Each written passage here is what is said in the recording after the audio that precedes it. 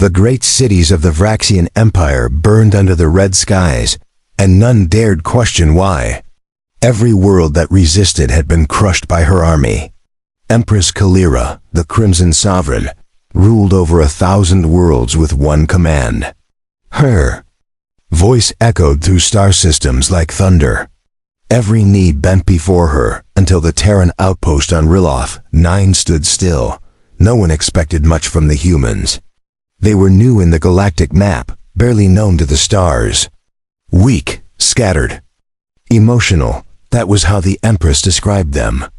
But when her fleet approached their small colony, they didn't send ambassadors, they sent one man.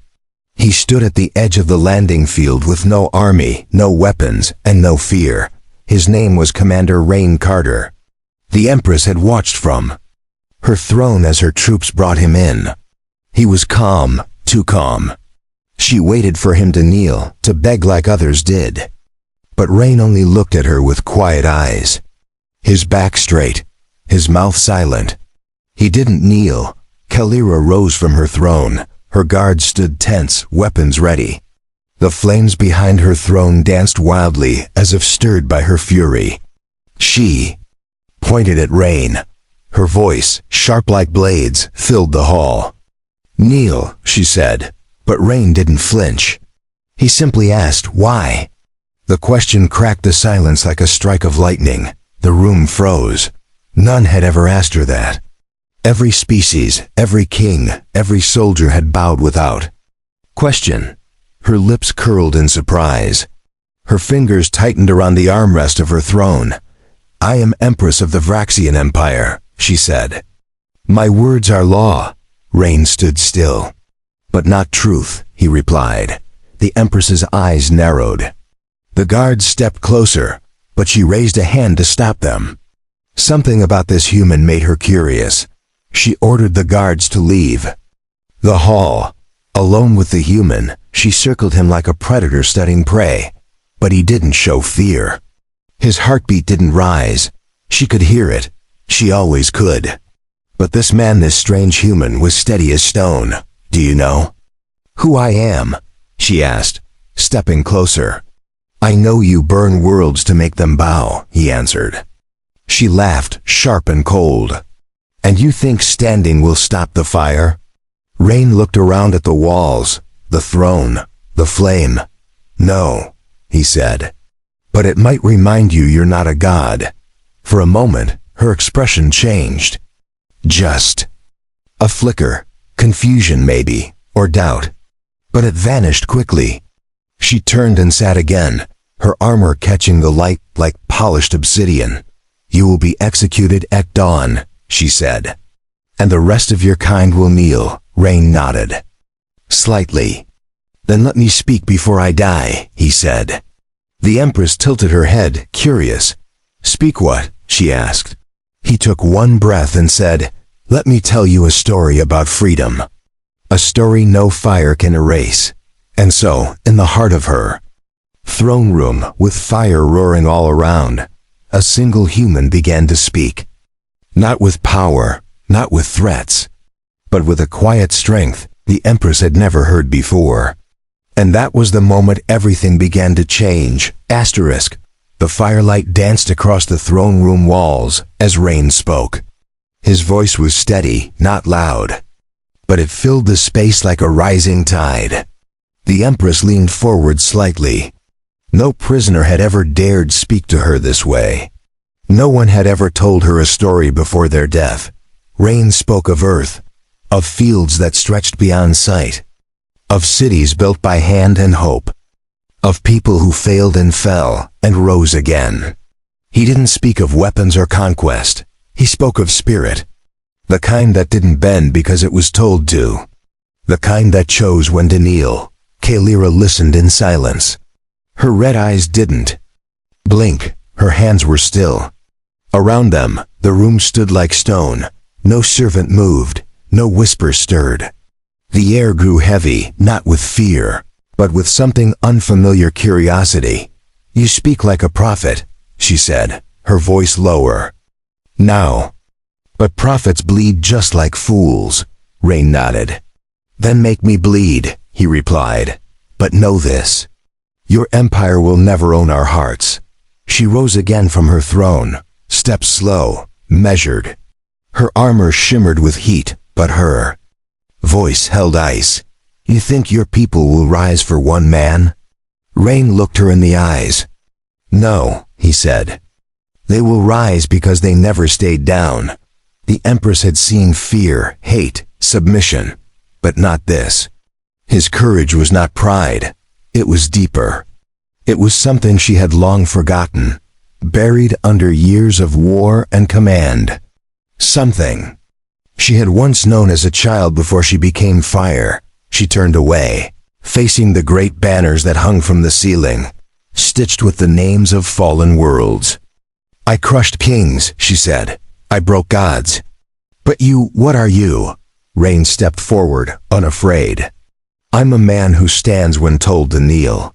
That sentence echoed like thunder. It didn't need weapons. It didn't need armies. It had truth, and truth was heavier than steel.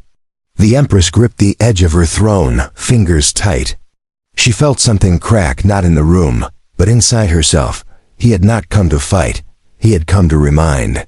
And the reminder was a mirror. She saw herself in it. A ruler built by war, but hollow inside. Power was her cage, and command her chains. Rayn's defiance wasn't rebellion, it was freedom. She walked back to him, closer now, her voice barely a whisper. If I let you live, my court will call me weak. Rayn didn't blink. Then let them speak. The strong don't fear words. Kaelyra stared at him, long and hard. She could kill him with a gesture, but what would that prove? That she was strong? Or that she feared what he carried in his heart? That quiet fire which even 1,000 worlds could not put out. I should have you executed at sunrise, she said. And maybe I still will, Rayn stood firm. Do what you must. But listen first. Listen like a ruler who still has something to learn. The Empress said nothing for a long time. Then she gave a sharp wave. The doors opened. Guards entered. But she didn't order them to kill. She pointed to Rayn. Take him to the guest chamber, she commanded. And guard him. Like a visiting diplomat, the guards hesitated, confused. But her gaze silenced them. They obeyed. As they led Rayn away, the Empress remained still. Her thoughts burned louder than the fire that surrounded her. That night, for the first time in decades, she didn't sleep. Across the stars, her empire waited for war. But something had changed. A crack in the wall, a ripple in the tide. The Empress had met a man who refused to kneel. And though his legs stood still, his words had moved something far greater.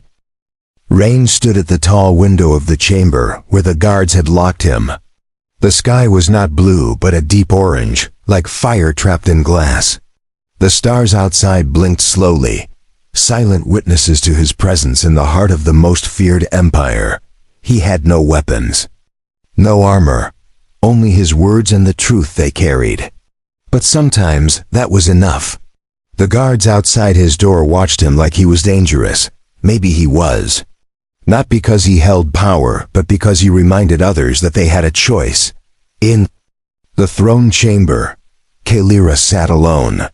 Her fingers traced the edges of her blade, but her thoughts were not on battle. They circled Rayn's words. Every time she closed her eyes, she saw him standing there, unmoved by fear. She had never known a human could stand so firm. The council entered. High commanders, ministers, warlords. They bowed as they always did, but she didn't rise.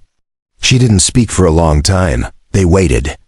Her silence was strange, heavy. Some looked at each other. Something had shifted. The human, one general finally asked, "Shall we prepare the execution?" The Empress looked up. Her voice was flat. "Not yet." That answer turned the air cold. The council stirred. Whispers began. Questions rose in their eyes. "He insulted your name," one minister said. "He defied your throne." Another added, "If others hear this, they may rise too." The Empress stood now. Her voice was sharp but not loud. Then let them rise. If my rule is so weak it can be undone by one man's words, it deserves to fall. The council fell silent. Her words hit like steel. They looked at each other, unsure. This was not the Empress they knew. She had ruled by fear and fire, but now she spoke of strength that came from truth. And that frightened them more than any war. Rayn sat in the center of his chamber, legs crossed, eyes closed. He wasn't sleeping. He was thinking. Somewhere, deep in this palace, a war was starting. Not with ships, not with guns, but inside the Empress's mind. And if she changed, everything might. One young guard stood near the door, watching him. Her armor gleamed under the hallway lights. She had never seen a human before. She expected monsters. But this man was calm, kind. His voice earlier had moved. Her. It made her wonder things she was never trained to ask. She stepped closer. "Why didn't you kneel?" she asked softly. Rayn looked at her. "Because freedom starts when someone says no," she blinked. "But you'll be killed," he smiled. "That's not the worst thing. Living without a voice, that's worse." The guard didn't respond. She looked down at her hands. Her fingers curled around her weapon, unsure. She had believed in the Empress her whole life. But now she wasn't sure what belief even meant. That one sentence had left a mark. Back in the throne room, Kaelyra looked at the stars. Her mother had once told her the stars were alive. They heard the cries of the fallen and remembered their names. Maybe now one of those stars was listening to her doubt. She didn't speak to the council again that night. She dismissed them with a glance. Alone once more, she sat in silence. No fire roared in her chest now. Just a slow question burning. Deeper than any war. What if strength wasn't about control? What if it was about letting go? She opened a small panel beside her throne.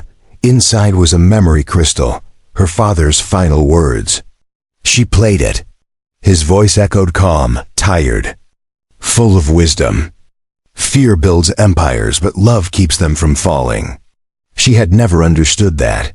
Until now, the guard returned to her post, but her heart wasn't still. Her hands were not as firm. She looked at the door, at the man inside, the human, who didn't kneel.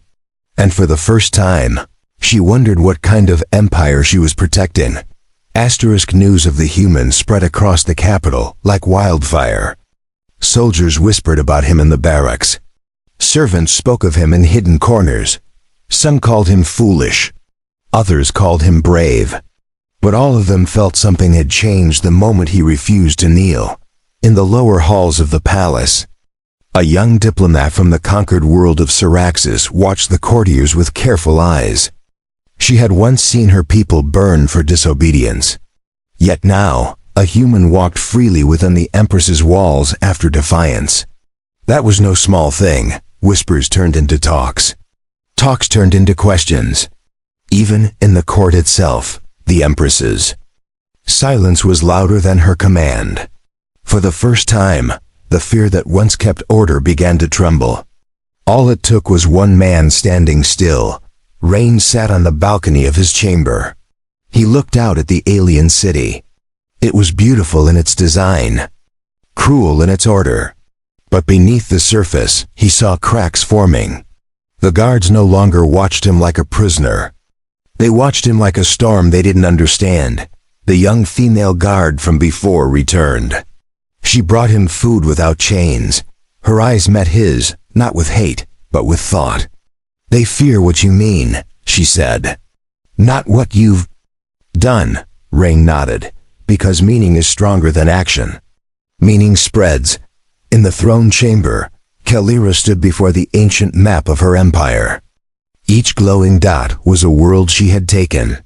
She should have felt pride, but instead she saw dust. Planets bowed, but hearts broken. She saw obedience, but no loyalty. A general entered, his boots heavy on the stone floor. "The eastern colonies request rebellion trials," he said. The humans' defiance has given them ideas, Kaelyra returned. Her face was still unreadable. Then let them speak, she said. Let them tell us what they believe.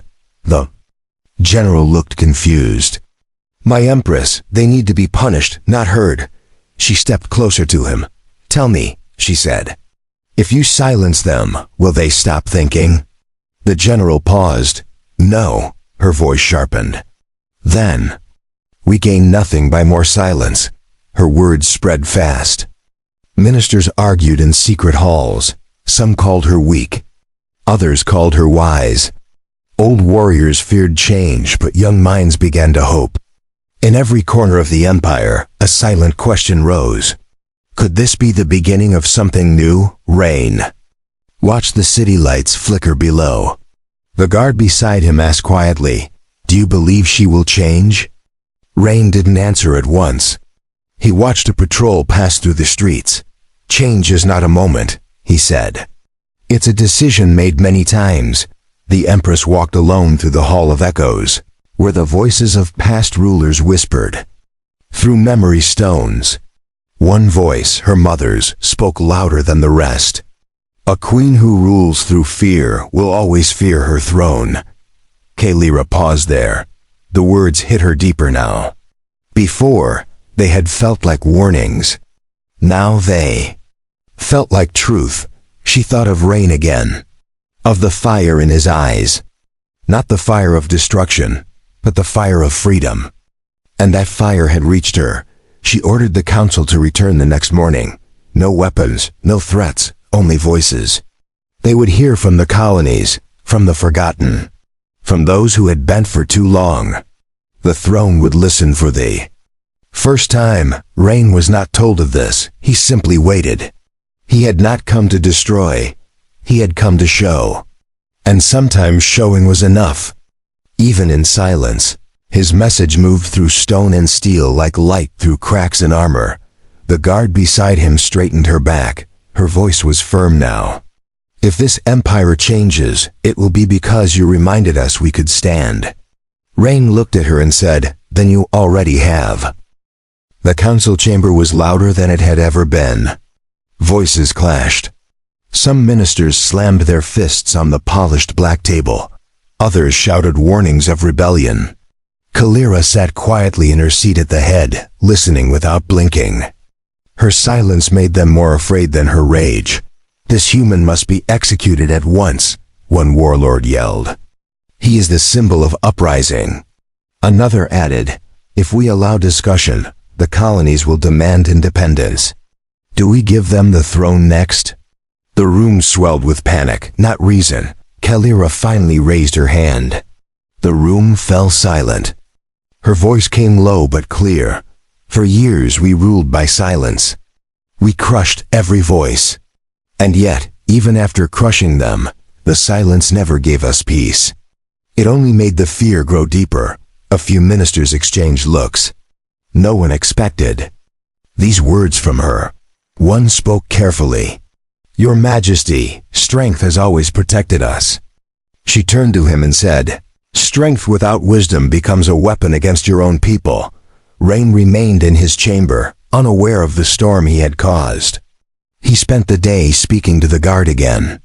She asked about Earth, about his people, about a world where no throne stood above all others. Her voice no longer held duty. It held hunger for knowledge. The Empress sent a message to Rayn that evening, a request. Not an order. She asked him to return to the throne room alone. No chains, no guards. Just a meeting between two minds.